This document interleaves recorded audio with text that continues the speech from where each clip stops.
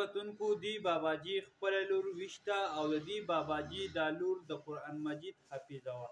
ګرانو کتونکو دی باباجي د خپله لور په څه وجه باندې ویشته دغه ټول معلومات در سره په دې ویډیو کې شریک کوم. په دې ویډیو کې زموږ دپاره یو لوی پیغام پروت دی. ویډیو تر اخره پورې وګورئ او مخکې هم شیر کړئ چې ټولو مسلمانانو ته ورسي. ګرانو کتونکو راځو د ویډیو سایټ ته چې دی باباجي د خپل لور په څه وجه باندې ویشته. باباجي صرف دا یوه لور وه او دی باباجي به د دې خپلې لور سره ډېر زیات مینه محبت کولو. د دې باباجي نه به چې دې خپلې لور څه ډیمانډ کاوه نو دی باباجي به ورته هغه ډیمانډ پوره کاوه. یوه ورځ دی باباجي نه د خپلې لور موبایل وغوښتلو. کله چې دی باباجي نه د لور موبایل وغوښتلو نو باباجي خپلې لور ته د موبایل واخیستو او د خپلې لور ته یې موبایل ورکړو. چې باباجي خپلې لور ته موبایل ورکړو او لور به د موبایل استعمالوه موده پس د دې باباجي لور د موبایل استعمالولو کې د یو کس سره یارانه شروع کړه. باباجي دا لور د دې هلک سره وتښتېدله. چې د دې باباجي دا لور د دې هلک سره وتښتېدله نو د باباجي ډېر زیات پریشانه و.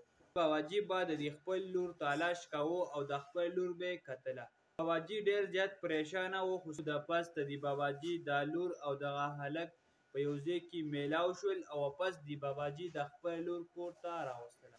کله چې باباجي د لور کور ته راوستله نو باباجي ډېر زیات خفه و خو بیا هم باباجي خپل لور ته څه ونه ویل او خپل لور یې معاف کړه ځکه چې د باباجي صرف دغه یوه لور وه نور بچي یې نه وو. دې کې ټایم تېرېدو څه موده پس د دې باباجي دا لور بیا د هغه هلک سره وتښتېدله کوم هلک سره چې مخکې تښتېدلې وه. چې په دویم پیر د دې باباجي دا لور وتښتېدله نو د باباجي ډېر زیات پریشانه شو او د خپلې لور ته یې ډېره زیاته غصه په زړه کې پیدا شوه. موده پس بیا د باباجي د خپل لور او د هلک ګیر کړه او دواړه یې ویشتل. څه وجه باندې ویشتله؟ د موبایل په وجه باندې ویشتله. که چېرې دې باباجي د خپلې لور ته موبایل نه وی ورکړی نو دې لور به د دې هلک سره یارانه نه شروع کولی.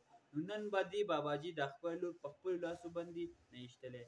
کتونکو خپلو ماشومانو له په ماشوموالي کې چېرته کې هم موبایل مه ورکوئ او د خپلو ماشومانو تربیت د ماشوموالي نه په صحیح طریقه باندې کوئ. امید لرم چې دې ویډیو نه به تاسو ته ضرور څه پیدا شوي وي. که ویډیو هم خوښه شوي نو مخکې د نورو ملګرو سره لازمي شیر کړئ. خپله رایه سره هم په کمنټس کې شریک کړئ. د بلې ویډیو پورې ورکړئ. خپل قاسم جان ته اجازت تلوي الله امان. امید لرم چې دې ویډیو نه به تاسو ته ضرور څه پیدا شوي وي. که ویډیو هم خوښه شوي نو مخکې د نورو ملګرو سره لازمي شیر کړئ. خپله رایه سره هم په کمنټس کې شریک کړئ. د بلې ویډیو پورې ورکړئ. خپل قاسم جان ته اجازت تلوي الله امان. امید لرم چې دې ویډیو نه به تاسو ته ضرور څه پیدا شوي وي. که ویډیو هم خوښه شوي نو مخکې د نورو ملګرو سره لازمي شیر کړئ.